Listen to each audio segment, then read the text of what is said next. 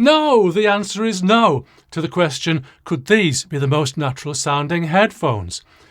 I don't know whether anyone has told you this, or whether you've worked it out for yourself.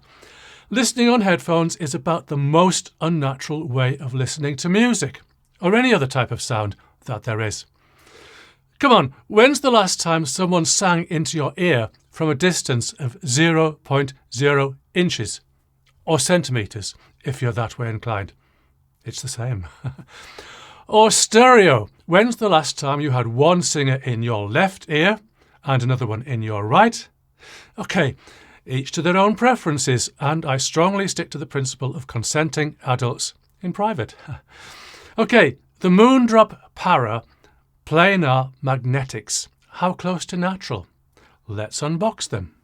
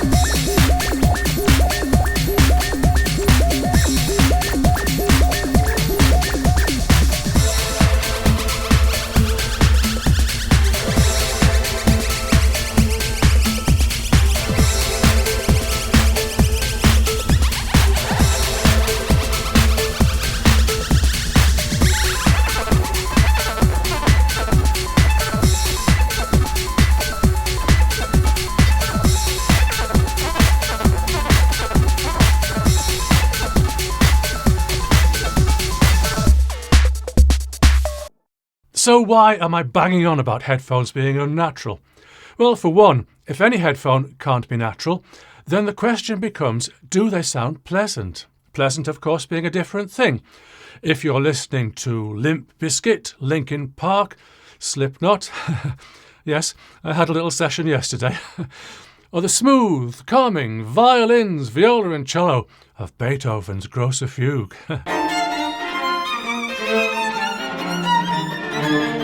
But there's another standard to aim for, a target frequency response curve, such as the B&K curve or the Harman curve. There's a whole video in this which I will make at some point. In a nutshell, the B&K, Brüel and Kjær, makers of acoustic measurement equipment, B&K curve, which is science, and the Harman curve, which is a blend of science and subjective listener preference. So, if we consider the Harman curve, I'd call it a blend of science, the impossible quest for naturalness, and listener preferences and expectations. That was fun. But let's look at the Moondrop Para headphones. That's why you're here, not me blathering on about science and subjectivity. But it's important that you understand that anything I say about these headphones, sound-wise, can't be anything other than subjective. Just let me throw in here that these headphones are open back, which can be more natural, but not so good for listening on a train or bus. This is a need to know. Moving on. I'm going to have to say that the packaging of these headphones is phenomenal, the fanciest and most impressive of anything I've reviewed on YouTube. That makes the unboxing all the more scary, and I'm glad I've got that out of the way. On a practical note, one question that applies to any equipment is whether the packaging is suitable to store the equipment. Naming no names, sometimes this is just impossible. Buy a plastic crate and pack it in with bubble wrap. But this is okay, the headphones fit nicely back inside the box, if that's what you want. Personally, since I use my headphones all the time, I have them ready to pick up on my bench. Maybe I'll invest in a hook someday, but I don't need it. I'll come on to what the Moondrop Para sounds like to me at this timestamp. But it's also important, to me at least, what they look like and feel like. Actually, the look isn't such an issue, but I like my headphones to feel good, both being handled and in use on my head. I'm going to say that these headphones look the business. It's difficult to see in photos and videos, but in real life there's a look of quality, and a feel of quality too. I cannot quibble as hard as I try. Actually, I can. Personal preference, of course, but I find the feel of plastic headphones a smoother experience than metal. Cheaper look, better feel, and lighter. That's just so personal, but here I am mentioning it. For commenters to disagree with, perhaps. Shall I go bottom up or top down? Top down. Yay, there's a suspended headband. Actually, it's more commonly called a suspension headband. Sounds more fancy, I suppose. Personal preference again. But if I were to choose a replacement to my current favourite headphones, I would, again, choose a pair with a suspension headband. They really are more comfortable, much more so than having a rigid band pressing a hot spot against the top of my head. Squashing what I consider to be some of my best performing brain cells, in fact. Oh, and when a headphone weighs half a kilogram, a suspension headband surely is a must. But headphone designers don't always get suspension headbands right. They must be easily adjustable without a tool, and the suspended band must not touch the rigid band at any point in the adjustment range. Call me picky? No, that's how suspension headbands must be, and sometimes they are not. So the Moondrop Para gets this right in both respects. Easy to adjust, comfort to the max. Oh, here's a nit that I will pick at. Just a tiny one. If I adjust the headband while I'm wearing the headphones, which I will of course, there's a resonant metallic ring at, I make it, 294 Hz, or the D above middle C, plus 2 cents. Am I going the extra mile here? Will it colour my listening experience? Or will commenters say it's an extra mile too far? Moving on down. Headphones should clearly identify left and right. Must clearly identify left and right. On headphones that have just one cable going in at one side, usually the left to my knowledge, then it's obvious once you know. The Moondrop Paras are symmetrical, apart from a small L and small R, engraved into the metal just above the earpieces. If you've watched my channel at all, you'll know that I rely on my reading glasses of various strengths. I can make out the L and the R without my glasses, but only just. Never mind, I have some red paint and some green paint in my shed. There's another clue. There's another clue that took me a while to notice. The mini jack sockets point slightly forward when the Paras are the right way round. Okay, I think I've got it. Going down some more, the earpieces. But since these are important, I'll skip and come back. Right down at the bottom we have individual sockets for each earpiece. In principle, I like a detachable cable. Sometimes, though, the quality isn't great and the connection is intermittent, which, I have to tell you, drives me to headphone rage. I'm not getting any problems here, but of course time may tell. Even so, I like the principle. There's one cable provided, stereo of course. The manual suggests that you may, if you are of adventurous spirit, upgrade to a balanced cable, if you have balanced outputs. I do intend to make a video on headphone balancing at some point in the future. I've tried it with a headphone amp of my own design, but that was a long time ago and I'll have to come back to the topic fresh. Anyway, you don't get balance out of the box, but you can consider it for an upgrade. Now, the earpieces. What's more important, the design of the drivers or the comfort? Comfort all the way, I'd say. And yes, I absolutely cannot quibble. Over the ear, as headphones should be, I might prefer a slightly tighter fit, even with my big head. But I suppose I could bend the metal headband. I might try that, but in privacy, without the camera, because I might make a mess of it. I found another resonance, by the way.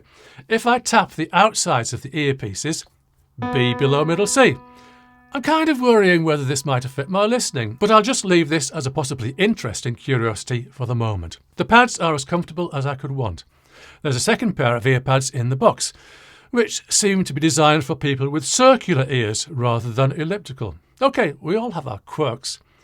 They're finished with leather-like material, which may be a preference over the velour-y kind of material of the others. Now, the meat of the argument. Beef, pork or lamb. The Moondrop Paras are planar magnetic. Planar meaning flat, but flat doesn't sound so impressive, does it? What's all this about then? Keeping it quick and simple. In a conventional headphone driver or moving core loudspeaker, the motor is in the centre and the force it exerts spreads out over the diaphragm. In a planar design, the whole or nearly the whole of the diaphragm is driven. The advantage is that the diaphragm in the planar design doesn't bend, which would cause distortion. This is most definitely a thing in loudspeakers. Whether it is such a thing in practice in headphones, well, if I was sitting on the jury, I'd still be out.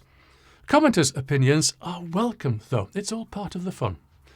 Something else about the earpieces or the drivers is that they're quite low in impedance. 8 ohms in the spec. That's typical of a loudspeaker, but headphones are normally around 32 ohms or more. Anything up to 600 ohms of those I've used myself. The thing is that higher impedance requires more volts, lower impedance more amps, well, milliamps, more current. Can your headphone amplifier provide that current? You'll have to look at the spec, and I'll bet it can't. Or at least it'll say that it's okay at 32 ohms and be silent about 8. This isn't something I'm going to blame headphones for. If the designers consider that 8 ohms is going to work best for their product, 8 ohms it is. At present, I don't know why this would be a good choice, but I may investigate for a future video. I know why high impedance can be a good choice, but I'll just tantalise you with that for now. Anyway, I've tested low impedance headphones before, and I haven't personally detected any problem with lack of current drive leading to distortion at reasonable listening levels. Having said that, if the output impedance of the amplifier is on the high side, then the frequency response may not be as close to the desired curve as it should be. We're here! Hooray! What do the Moondrop Paras sound like? Well, as you know, I'm not big on subjectivity. I like what I like personally, but the idea of trying to be a subjectivity guru fills me with dread. So my criteria are: 1. Is my listening pleasure good, or is it spoiled in any way? 2. Can I use these headphones as part of my music and video production process?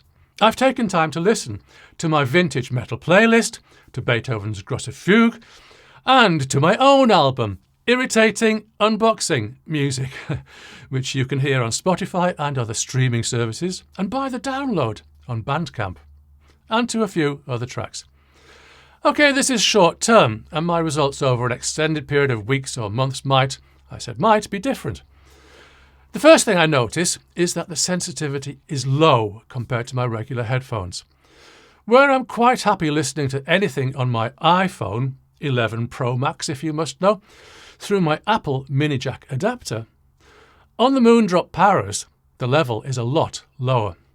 With my iPhone maxed out, it's loud enough, but really, I prefer to have level to spare. I'm an adult and I can control it. You may criticise me for my system choice, if I can call it a system, but again, I'm an adult and I can choose what gives me pleasure. Just like I'd say that if you can't enjoy a day out if the sun isn't shining, it isn't the sun's fault. But again, on level, with other equipment that I might listen on, there's level to spare, but the Paras need more of a clockwise twist. What I get from this is that if you're considering, or if I were considering, the Moondrop Paras, then also under consideration should be a headphone amp that can deliver into 8 ohms and deliver well, and be specified as such. The thing is, though, that I've had a little scoot around the internet, and while headphone amps that are specified down to 32 ohms are common, down to 8, well, commenters let us all know because we're all desperate. Sound quality wise, you know, out of my reference tracks there was nothing I found that wasn't perfectly enjoyable to listen to. On my own tracks, if I'd mixed them on the Paras, I might have toned down the very high top end a little. But that's a preference. Personal preferences can and will vary. There's a lot to like about these headphones, and I hope I've given you perspectives that you find useful. Don't forget to check out other reviews to get the full 360 degrees. Going back to whether these are the most natural sounding headphones, well, I've said what I've said on whether headphones can ever sound natural. But you know, I think we're in the zone. As always, these headphones were sent to me, but Other than this and any affiliate links, there's no payment or influence involved. So I can say what I like, and I've said it. See you soon.